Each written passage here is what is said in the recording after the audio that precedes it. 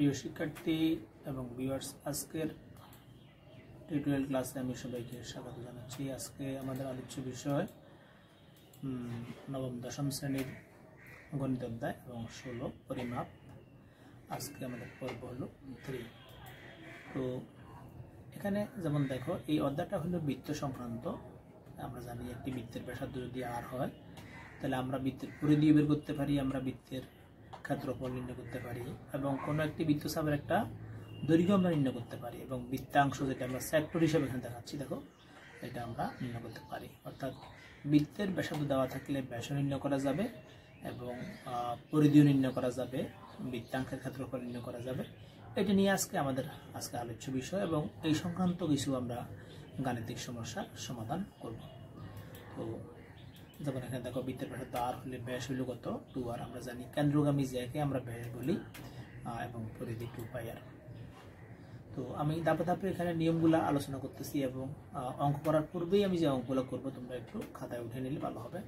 এখানে দেখো, একটি বৃত্ত আমরা দেওয়ার চেষ্টা করেছি। বৃত্তের এখানে কেন্দ্র ও এবং পরিধির উপর যে কোনো একটা বিন্দু এখানে এ, তাহলে ব্যাসার্ধ এখানে ও এর সমান কত এখানে r। এখন দেখো, এখানে আমরা একটা অর্ধবৃত্ত পাশাপাশি চিন্তা করেছি। এখানে দেখো, এই অর্ধবৃত্তটাকে আমরা 4টি অংশে বিভক্ত করেছি, এবং আরও 4টি অংশ কিন্তু এখানে আছে। তো তোমরা নিচে চিত্রের দিকে খেয়াল করো, এখানে এই 4টি সেকশনকে আমি এখানে আমি একটু আলাদাভাবে দেখানোর চেষ্টা করেছি। তোমরা দেখো, এখানে 4টা অংশ, এবং দেখো নিচে আমি আরও 4টা অংশ এখানে যোগ করে দিয়েছি। আমরা এটাকে একটা সামান্তরিক বিবেচনা করতে পারি। সামান্তরিক ক্ষেত্রফলটাকেই ভূমি ইন্টু উচ্চতা। তাহলে এখানে উচ্চতাটাও যদি r মনে করি, আর এখানে ভূমিটা হলো πr। তোমরা অবশ্যই এই সূত্রটা জানো এখানে। তাহলে ক্ষেত্রফলটা কি আসবে, এখানে πr² চলে আসবে। তো এখানে যেমন আমরা এখানে একটা মানে অর্থাৎ ডার্ক চিহ্নিত এলাকাকে আমরা বৃত্তাংশ বলবো, এবং বা বৃত্তকলাও বলবো। তোমরা এটা বিস্তারিত বুঝতে পারবে। একটি বৃত্ত একবার ঘুরালে সে পরিধির সমান দূরত্ব অতিক্রম করে। আমরা কিন্তু একটা জিনিস আমরা সবাই জানি যে বহুভুজের ক্ষেত্রে বাহুগুলোর যোগফলকে আমরা পরিধি বলি, আর বৃত্তের পুরা পথটাকে আমরা বলি, বহুভুজের ক্ষেত্রে আমরা অবশ্য এটাকে বলি আমরা পরিসীমা, আর বৃত্তের ক্ষেত্রে আমরা বলি এটা পরিধি। অর্থাৎ এখানে একটার বিভিন্ন জায়গায় ভিন্ন নাম ধারণ করছে, আসলে এখানে কনসেপ্টটা পুরোটাই একই। তো বৃত্তচাপের দৈর্ঘ্য বলতে আমরা এখানে দেখো একটা কালো অংশ মতো আছে, এই পাশের চারপাশের বৃত্তাকার এলাকাকে আমরা এখানে বৃত্তচাপের দৈর্ঘ্য বা এস দ্বারা প্রকাশ করতে পারি। যদি এখানে ওই বৃত্তচাপ দ্বারা কেন্দ্রে উৎপন্ন কোণ থিটা হয়, তাহলে আমাদের সূত্রটি হলো বৃত্তচাপের দৈর্ঘ্য θ/360° × 2πr। তারপরে বৃত্তাংশের ক্ষেত্রফলটা কি হবে, এখানে আমরা একটু আগে বৃত্তের ক্ষেত্রফলের কথা বলেছি। আর বৃত্তাংশ বলতে আমরা এখানে কালো চিহ্নিত যে স্ট্রাইপ যুক্ত এলাকাটাকে আমরা বুঝবো। আমরা এখানে লাল চিহ্ন দ্বারা এটা প্রকাশ করার চেষ্টা করছি। দেখো তোমরা, এরপরে আজকে আমরা যে আলোচনাগুলো করেছি, দেখো যে বৃত্তাকার একটা বৃত্ত সংক্রান্ত এটা পরিমিতি অধ্যায়। আমরা সূত্রগুলো একটু আগে এই সূত্রগুলো নিয়ে আলোচনা করেছি।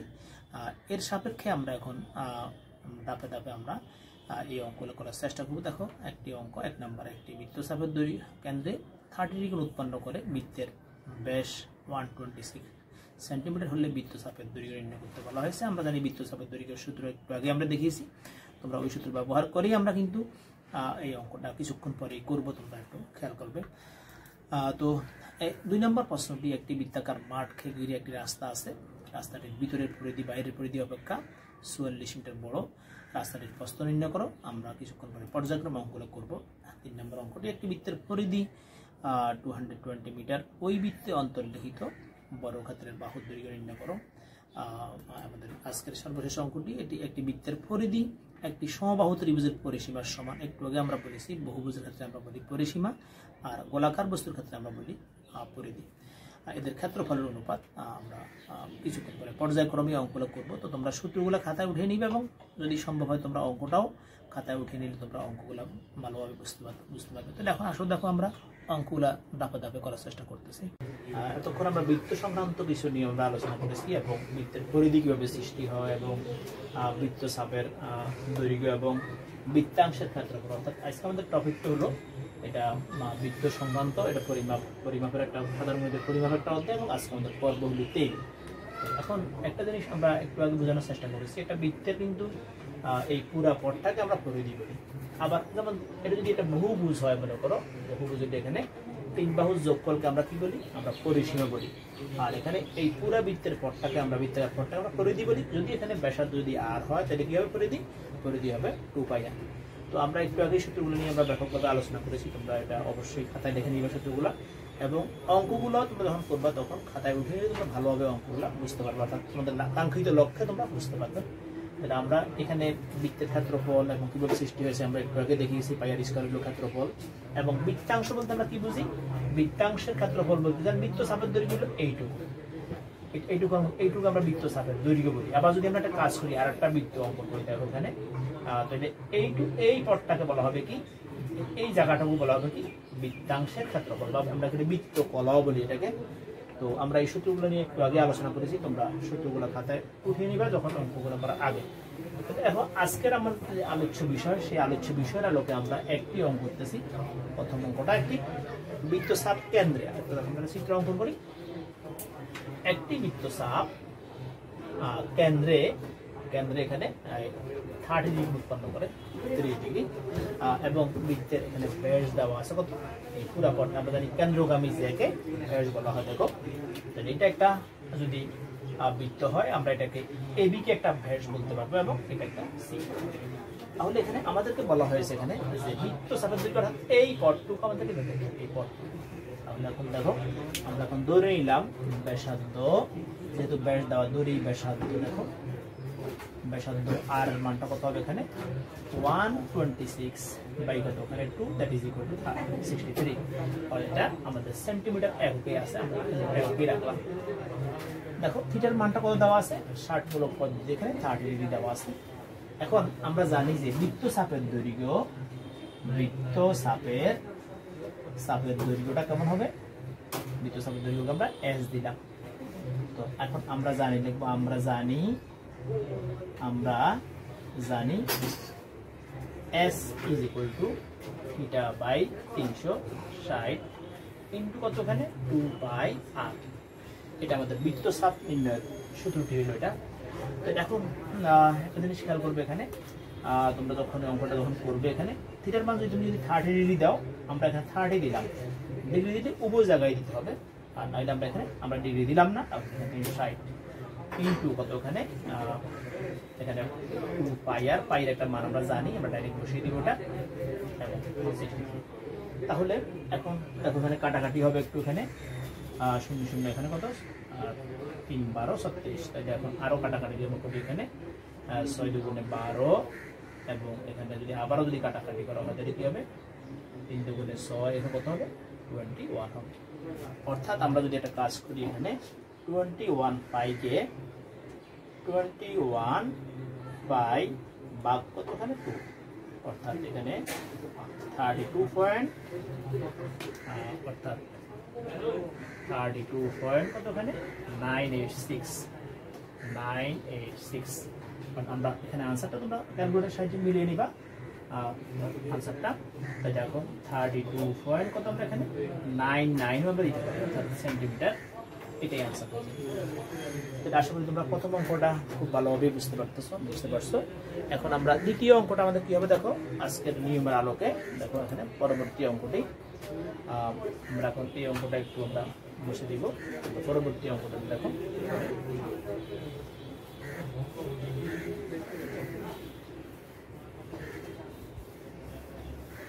দেখো 2 নম্বর অঙ্কটা এখানে আছে কি? একটি বৃত্তাকার মাঠকে ঘিরে একটি রাস্তা আছে। রাস্তাটির ভিতরে পরিধি বাইরের পরিধি অপেক্ষা 44 মিটার বড়।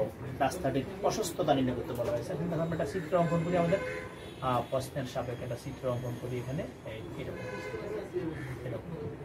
দেখো এখানে কি দেওয়া আছে? গিভেন দ্যাট এখানে এটা হলো আমাদের রাস্তার প্রশস্ততা আমরা x মনে করলাম, আর এখানে আমরা ব্যাসার্ধটা কি মনে করতে পারি? ব্যাসার্ধটা আমরা r দিলাম মনে করো।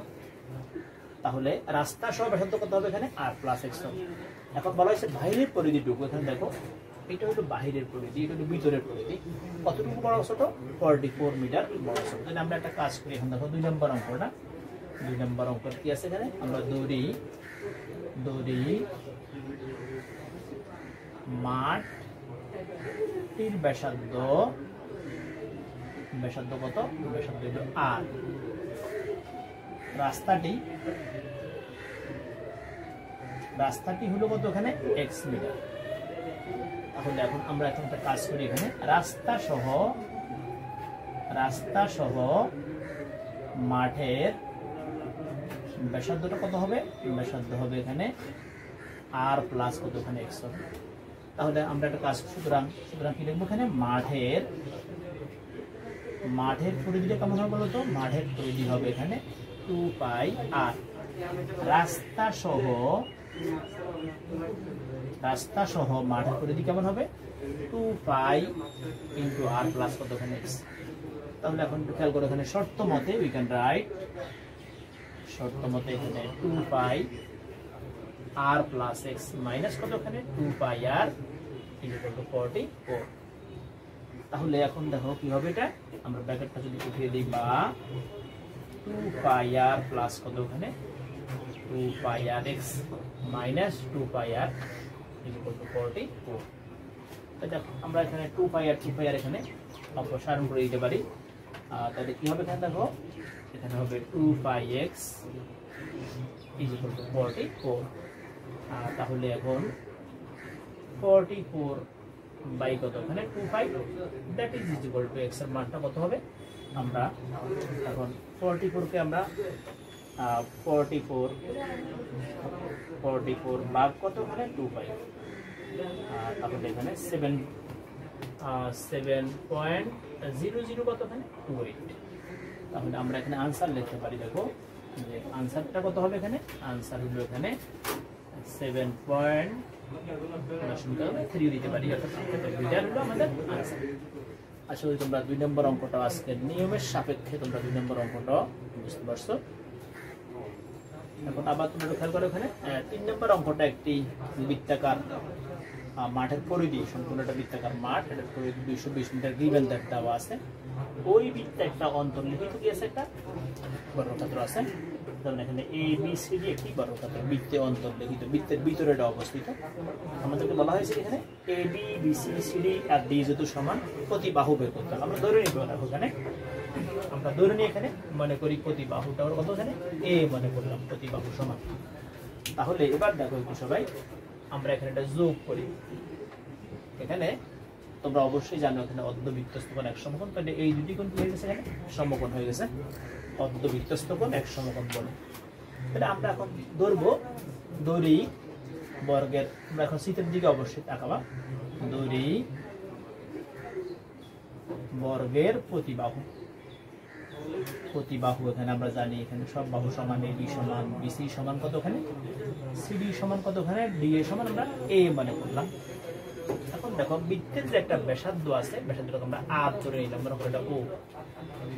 তো দেখো আমরা ব্যাসার্ধ ধরি, ব্যাসার্ধ কত হবে এখানে? ব্যাসার্ধ এখানে AO সমান কত ওখানে OC ইজ ইকুয়াল টু কত ওখানে R। তার মানে কত ওখানে AC এর মানটা হবে কত ওখানে 2R। তাহলে এখন আমরা একটা জিনিস খেয়াল করবো, এখানে আমরা দুই দিকে অপারেট করতে পারি। আমরা এখানে ত্রিভুজ ABCটাও সমকোণী এবং ত্রিভুজ ADCটাও সমকোণী। আমরা এখানে যে কোনো দুই দিক দিয়ে পিথাগোরাসের সূত্র ব্যবহার করি, আমাদের সহজভাবেই অঙ্কটা চলে যাবে।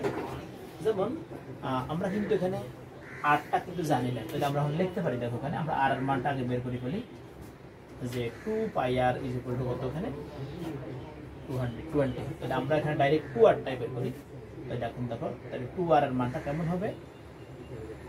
220 বাই কত ওখানে পাই হবে, অর্থাৎ এখানে 2r মানি হলো কত AC। অর্থাৎ এখানে আমরা AC কেন বের করবো? দেখো ACটা হলো এখানে ত্রিভুজ ABC অথবা ত্রিভুজ ADC এর মধ্যে একটা প্রতিভুজ।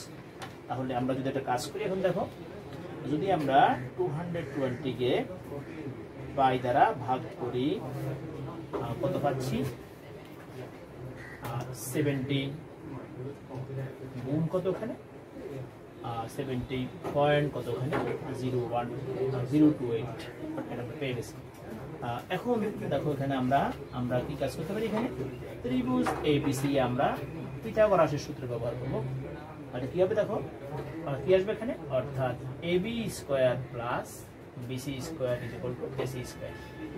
তাহলে আমরা আমাদের কাঙ্ক্ষিত ফলাফল আমরা বুঝে যেতে পারবো। খেয়াল করে এখন দেখো কি অবস্থা হবে এটা। তাহলে আমাদের AB এর মানটাও A এবং BC এর মানটাও কত ওখানে A, that is equal two কত ওখানে 70.28 কত ওখানে হোল স্কয়ার। তাহলে 2a square is equal two, এখন দেখো আমরা যদি এটাকে স্কোয়ার করি তাহলে কি আসতেছে, এখানে আসতেছে 49.9495। অর্থাৎ এখন আমরা একটা কাজ করতে পারি, তো এই স্কোয়ারটাকে যদি 2 দিয়ে ভাগ করি কত হবে, এখানে আসবে 24519726। যদি বর্গমূল করা হয় কি হবে এখানে, 49.52 রাখলাম, আমরা এখানে আনসারটা দিতে পারবো। অর্থাৎ এখানে অন্তর্লিখিত যে বর্গক্ষেত্রটা বলা হয়েছে তার প্রতিবাহু আমাদের বের করতে বলা হয়েছে, তাহলে কি হবে এখানে, তার রাস্তা এখানে আমাদের বলা হয়েছে। সুতরাং বর্গের প্রতিবাহু 49.28 কতখানি মিটার হবে। তোমরা একটা আনসার মিলে নিবে, আনসার ভুল হলে তোমরা সঠিকটা বুঝে নিবে, কারণ ক্যালকুলেটরে যে মানটা আসছে আমরা তাই আমরা লিখছি। এখন দেখো 4 নম্বর অঙ্কটি, এটা খুব ইম্পর্টেন্ট অঙ্ক। দেখো একটি বৃত্তের পরিধি, অর্থাৎ এখানে এই আর ব্যাসার্ধ বিষয়টা বৃত্ত এখানে আছে, আর এখানে সমবাহু ত্রিভুজ প্রতিবাহু এখানে এ আছে, উভয়ের পরিসীমা সমান আমাদেরকে প্রশ্নে বলা হয়েছে, বলছে ক্ষেত্রফলের অনুপাত। তাহলে আমরা এখানে জানি, কিন্তু আমরা ধরে নিলাম যদি বৃত্তটির ব্যাসার্ধ আর এবং সমবাহু ত্রিভুজ প্রতিবাহু কতখানি এ ধরে নিলাম, তাহলে আমরা এখন দেখো কন্ডিশন অ্যাপ্লাই করে আমরা অনুপাতটি বের করে করবো। তাহলে আমরা ধরি এখানে বৃত্তের ব্যাসার্ধ কতখানি আর, তাহলে বৃত্তের পরিধি কেমন হবে, বৃত্তের পরিধি 2πr। এই সম্বন্ধে আমরা বিস্তারিত আলোচনা করেছি, তোমরা রিভিউ করে নিবে তাহলে। এবং বৃত্তের ক্ষেত্রফলটা কেমন হবে বলতো, ক্ষেত্রফলটা হবে এখানে πr স্কোয়ার, অ্যাকর্ডিং টু যদি এখানে রেডিয়াসটা যদি আর দেওয়া থাকে আমরা এগুলো লিখতে পারি। তারপরে সমবাহু ত্রিভুজের, দেখো সমবাহু ত্রিভুজের প্রতিবাহু আমরা XA মনে করলাম। তাহলে দেখো সমবাহু ত্রিভুজের ক্ষেত্রফলটা কেমন হবে, আমরা পরিসীমাটা আগে লিখি। পরিসীমা 3 বাহু যোগফলকে আমরা পরিসীমা বলি, পরিসীমা হলো 3a। দেখো এখন এর ক্ষেত্রফলটা কেমন হবে, ক্ষেত্রফলটা হবে এখানে আমরা জানি √3/4 কতখানি a স্কয়ার। তাহলে এখন শর্ত মতে দেখি, তাহলে শর্ত মতে এখন দেখি এখানে শর্ত মতে এখানে 3a = 2πr। আমরা এখানে একটা জিনিস সবাই খেয়াল করবে, এখানে আমরা ইচ্ছা করলে এইটাও রাখতে পারি, আবার আরটাও রাখতে পারি। আমরা হয়তো a কে r এর মাধ্যমে প্রকাশ করব, নাহলে r কে এর মাধ্যমে প্রকাশ করব। তাহলে আমরা একটা কাজ করি, এখানে আমরা r এর মাধ্যমে রাখলাম, অর্থাৎ 2πr কতখানি 3 আসবে। এখন এদের ক্ষেত্রফল অনুপাত, তারপর আমরা বৃত্তটাকে আগে রাখতেছি, সমবাহু ত্রিভুজটা আমরা পরে রাখবো। তাহলে এখন দেখো একটু আমরা এখন ক্ষেত্রফলটা উভয়ের আমরা পেয়ে গেছি। আমরা এখন একটা কাজ করি, এখানে আমরা সমবাহু ত্রিভুজের ক্ষেত্রফলটাকে একটু লিখি। এখন দেখো সুতরাং সমবাহু, কারণ আমরা যেহেতু এখানে মানে এটাকে আর এর মাধ্যমে সমবাহু ত্রিভুজের, যেহেতু আমরা আর এর মাধ্যমে চলে গেছি, ত্রিভুজের ক্ষেত্রফল কেমন হবে বলতো, এটা হবে √3/4 কতখানি, আমরা 2πr কতখানি 3 হোল স্কয়ার। তাহলে এখন একটু খেয়াল করো সবাই, আমরা এখানে কি লিখতে পারি, √3/4 এখানে কি লেখা যাবে 4π স্কয়ার আর স্কয়ার বাই কতখানি 9। তাহলে দ্যাট ইজ ইকুয়াল টু কতখানি 4 কাটা যাবে। আমরা এখানে 9 কি লিখতে পারি, 9 কে লিখতে পারি 3 √3 × √3, অর্থাৎ এখানে √3, অর্থাৎ এখানে π স্কয়ার আর স্কয়ার। দেখো 9 কে আমরা দুইটা 3 লিখতে পারি, তার মানে একটা 3 কে আমরা √3 × √3 লিখে এখানে দেখো এটা কাটাকাটি হয়ে গেছে। তাহলে কি আসলে অ্যাজ এ রেজাল্ট আমরা কি পেলাম, আমরা পেলাম এখানে π স্কয়ার আর স্কয়ার বাই কতখানি 3√3। এখন আমরা ক্ষেত্রফলের অনুপাতটা নির্ণয় করবো, অর্থাৎ আমাদের অঙ্কটা হয়ে যাবে, আমাদের কাঙ্ক্ষিত ফলাফলে আমরা পৌঁছে যেতে পারবো। সঠিক খেয়াল করো এখন এখানে। তাইলে এবার আমরা এখানে লিখতেছি, দেখো সুতরাং দেখো বৃত্তের ক্ষেত্রফল বাই কত ওখানে সমবাহু ত্রিভুজের ক্ষেত্রফল কি হবে, বৃত্তের ক্ষেত্রফল হলো কত পাই আর স্কোয়ার, আর আমরা এখানে কি পেলাম দেখো pi square r square by কত ওখানে 3√3। তো এখন সবাই একটু খেয়াল করে ওখানে আমরা আর স্কোয়ারকে বর্জন করে দিতে পারি এখন, এবং কি দেখতে দেখো এখানে পাই গুণ কত ওখানে 3√3 কত ওখানে পাই স্কোয়ার, দেখো পাই এখানে 2 টাইমস আছে, আমরা এটাও একটা বর্জন করতে পারি। তাহলে দেখো আমরা আমাদের কাঙ্ক্ষিত লক্ষ্য হয়তো এখনই পৌঁছে যাবো। দেখো তাহলে এখানে কি হবে দেখো 3√3 কত ওখানে পাই কত, আমরা এখানে আনসারটা দিতে পারি। তো আজকে আমাদের আলোচ্য বিষয় ছিল পরিমাপের একটি অধ্যায়, অর্থাৎ এটা ছিল বৃত্ত সংক্রান্ত। আমি প্রথমেই সূত্রগুলো নিয়ে ব্যাপকভাবে আলোচনা করেছি, তোমরা সূত্রগুলো খেয়াল করবে এবং তৎসংলগ্ন কিছু উদাহরণের অঙ্ক আমরা মানে অনুশীলন করার আমরা চেষ্টা করেছি। আশা করি তোমরা আমাদের আমি এখানে এই পরিমাপের উপর আমাদের একাধিক লেকচার কিন্তু আছে, আজকে আমাদের পরবর্তী তোমরা ভালোভাবে বুঝতে পারতেছো এটা একটা বৃত্ত সংক্রান্ত একটা পরিমাপ অধ্যায়, এটা আমাদের সাধারণ গণিতের একটা অধ্যায় হবে, নবম দশম শ্রেণী।